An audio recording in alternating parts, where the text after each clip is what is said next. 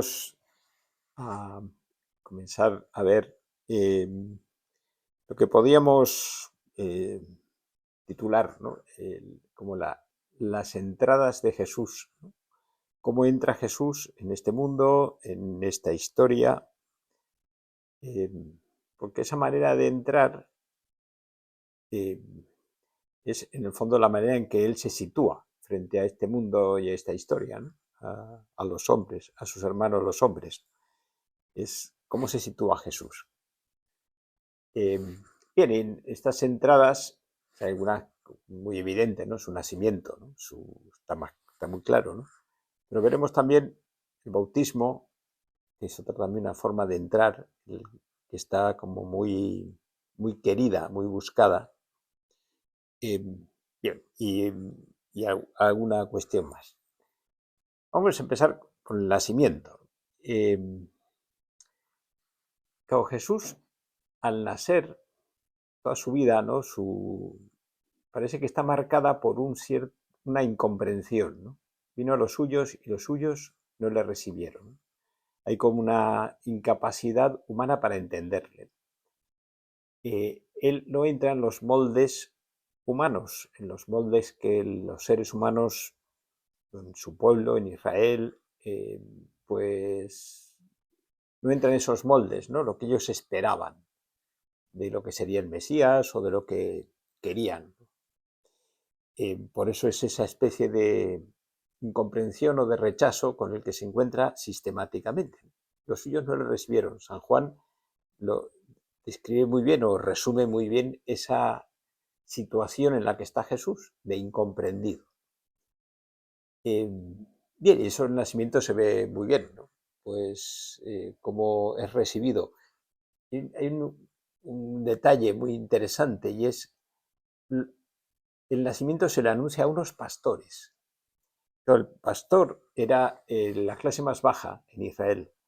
Eran llamados con desprecio, pues hijos de la tierra. En general los campesinos, de una manera especial los pastores, porque por su modo de vida no podían cumplir la ley.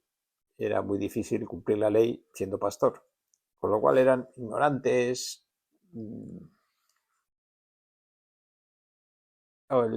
Las expectativas que podían tener los pastores del Mesías eran mínimas, porque eran ignorantes. Por eso pudieron recibir el mensaje.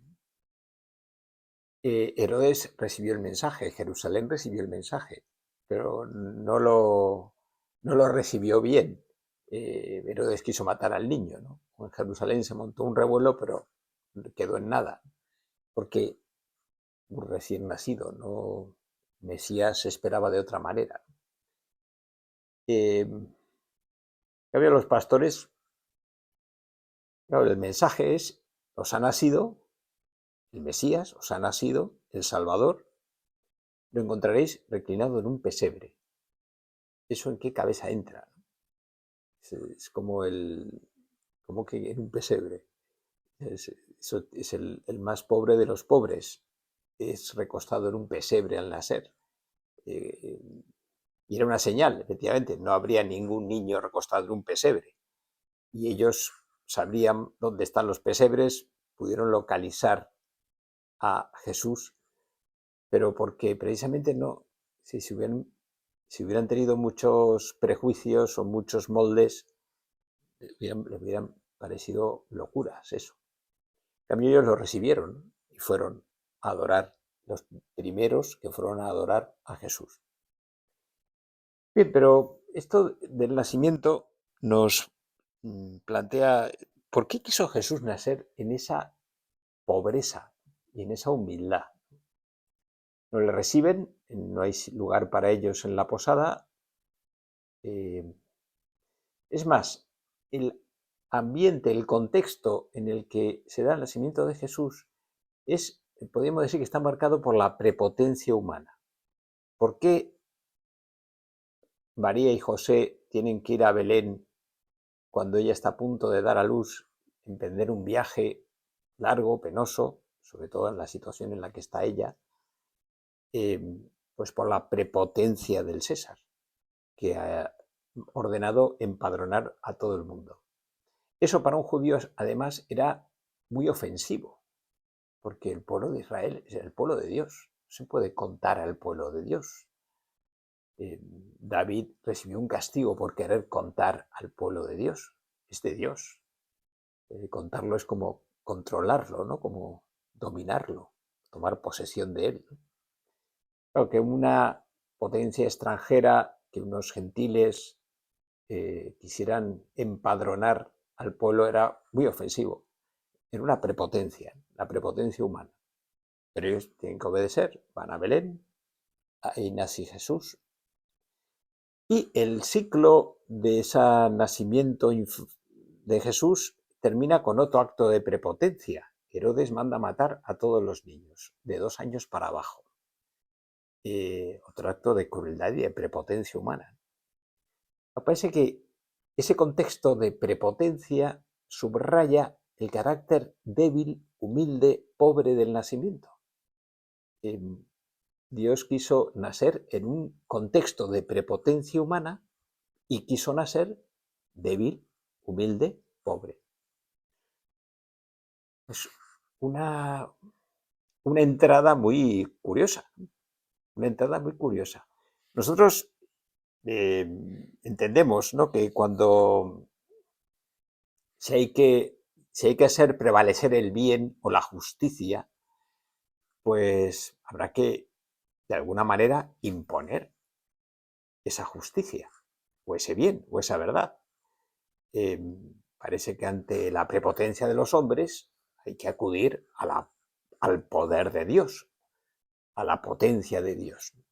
Y así es como en toda la tradición, los salmos, ¿no? Los salmos siempre es: oh Dios, aplasta al injusto o al malvado, ¿no? Y hazme justicia frente a mi adversario, ¿no? Imponte. Es lo que nos sale, ¿no? Y es lo que nos sale en la vida misma, ¿no? La justicia parece que tiene que imponerse. La verdad, incluso la verdad, parece que tiene que imponerse, tiene que imponer su lógica, tienen que ser convencidos.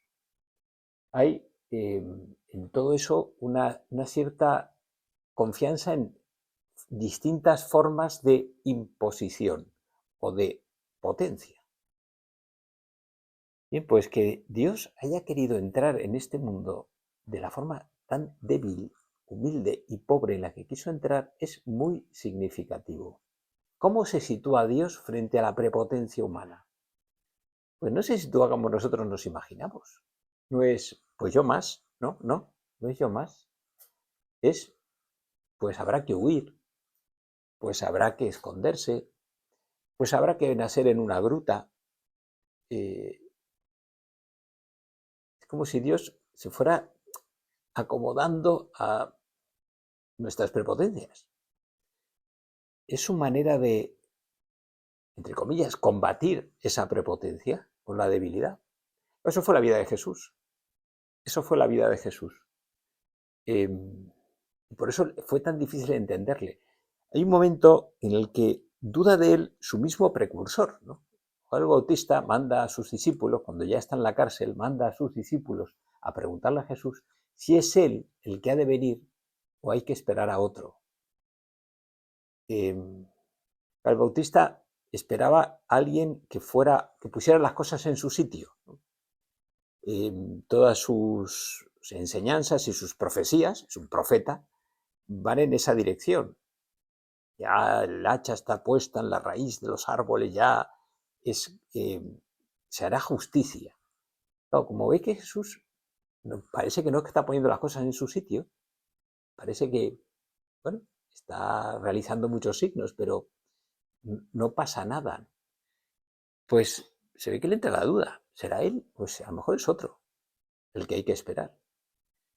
Y Jesús, la respuesta, ¿no? Decirle a Juan: lo que habéis visto, los ciegos ven, los sordos oyen. Dice: y bienaventurado el que no se escandaliza de mí. Bienaventurado el que no se escandaliza de mí. Es la forma, pues, sí, de que Jesús bueno, es que yo soy así, ¿no? Es que no esperes otra cosa, ¿no? Bien, eh, incluso, no sé, podríamos preguntarnos, ¿y por qué? ¿No? ¿Por qué Dios actúa así? ¿O por qué Jesús es así? A ver, se ve, cuando, cuando alguien nos impone una verdad, un bien, aunque sea justo y con toda la buena intención, de alguna manera te quita espacio, te quita libertad, te quita iniciativa. Tú tienes que someterte a ese bien, a esa verdad, a esa justicia. Parece que Jesús, a la hora de situarse frente a nosotros y por eso de situarnos a nosotros delante de Él, no quiere esa situación. No, Él lo que quiere es dejarnos libertad, dejarnos espacio, ¿no? Él lo que hace es despertar en nuestro corazón el bien que hay ahí, despertarlo, tocar los corazones, abrir horizontes, eh, crear espacios de libertad para que la iniciativa humana sea la que tenga la palabra. No quiere funcionar con un dictado, ¿no? Os voy a decir qué es lo que hay que hacer, no. Él lo que quiere es promover nuestra iniciativa, nuestra libertad, nuestra buena voluntad. Le ha venido a los corazones de buena voluntad. Pues eso es una manera de situarse frente a nosotros en la debilidad, en la pequeñez, en la infancia, que, que responde a un querer, ¿no? No quiere imponerse. Sí, pero el nacimiento también tiene otras características, otras condiciones que nos ayudan a ver cómo se sitúa Jesús. En realidad, ¿no? Es que cuando uno nace empieza de cero. Nacer es empezar de cero. Nacer de verdad es empezar de cero. Es decir, tú no tienes nada. ¿Quién eres? Pues ahora mismo un recién nacido. No tiene historia. No tiene un bagaje, no tiene un prestigio, ¿no? No tiene pasado. Acaba de empezar. Y es un nacimiento pobre, ¿no? No tiene una herencia, no tiene unos medios, no dispone, no tiene nada. Jesús en la gruta de Belén no tenía nada, tenía a sus padres, punto. Ese empezar de cero muestra el grado de implicación. O sea, te metes en esa historia, pero te metes de verdad. No vas con un bagaje, no vas con, no, es que yo ya soy mucho, ¿no? Yo simplemente vengo aquí a estar un rato, o envío un mensajero, o no. Viene él y viene naciendo. Eso es implicarse totalmente en esa historia. ¿Qué será de este niño? Pues ya veremos. Tiene que vivir su historia. Ya veremos cómo le tratan los demás. Ya veremos por dónde van los pasos de su vida, porque no hay nada. Ese empezar de cero es muy, muy característico también en la vida de Jesús. ¿Sabes cómo puede nacer de verdad, empezar de cero, el Hijo de Dios? ¿O cómo se puede decir que ha nacido Dios? No, esto no es contradictorio o incoherente con el modo de ser de Jesús, el Hijo de Dios, o la segunda persona de la Santísima Trinidad. Es hijo, hijo eterno. Lo propio del hijo es nacer. Jesús está muy en contacto con el nacimiento. Lo que es empezar de cero, lo que es empezar de nuevas, está muy en la personalidad de Jesús. Jesús eh, siempre está de nuevas. La ilusión, el asombro ante las cosas, lo tiene muy vivo, está muy despierto ante las respuestas de las personas, ante una buena acción, ante la naturaleza, responde con asombro, lo valora, lo agradece, no está de vuelta, no es una persona aburrida ya o cansada o no. Jesús está en un estado de ánimo constantemente de alguien que está naciendo, que está empezando. Y por eso vive al día. Es algo muy característico de Jesús, ¿no? Cuando a sus apóstoles dicen, no llevéis nada, ¿no? Viven al día. Pues ya encontraremos, ya nuestro Padre proveerá, ya vive al día. No está previendo cosas, planificando. Cada día tiene su afán. Eso le da una frescura a Jesús, ¿no? Vivir al día y por eso un saber disfrutar del día. Cuando estamos con muchas previsiones y muchos planes y pues se nos pierde el día, ¿no? Porque estamos pensando en un futuro que todavía no ha llegado. Él vive al día. Y eso tiene que ver con ese carácter filial de Jesús. Y por eso Jesús conecta tan bien con los niños, porque los niños viven así. Empezar de cero. Pero hay otra característica en este nacer, con el que haber querido nacer. Claro, el nacimiento de Jesús tiene una intención. Él ha venido, empieza de cero, pero Él ha venido. Ha sido un acto del Hijo de Dios, la encarnación. Un querer del Padre y la Santísima Trinidad, pues se encarna por obra de la Santísima Trinidad, por obra del Espíritu Santo, se encarna en las entrañas de María Virgen. Pues, claro, nosotros no se puede decir, bueno, ¿qué quieres hacer con tu vida, no? ¿Cuál es la intención de tu vida? Pues la vida no hemos elegido nacer, nos encontramos ya nacidos y ya vamos haciendo con nuestra vida lo que podemos. Él tiene un especial dominio sobre su vida, un querer, ¿no? Y por eso en Jesús hay una intención. ¿Y esa intención cuál es? Lo sabemos. Ha nacido para dar la vida. Yo he venido para dar la vida. Para servir y para dar la vida. Ha venido para nosotros. Jesús vivió toda su vida, su nacimiento, su infancia, su juventud, sus años en Nazaret, su predicación, todo, su muerte, su resurrección, todo lo ha vivido por y para nosotros. O sea, él no entiende su vida de otra manera que un acto de servicio y de entrega.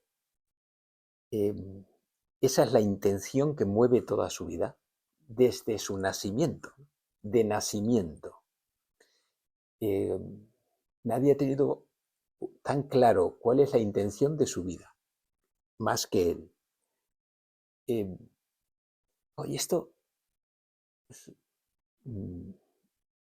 pone de manifiesto con esto terminamos esta sección.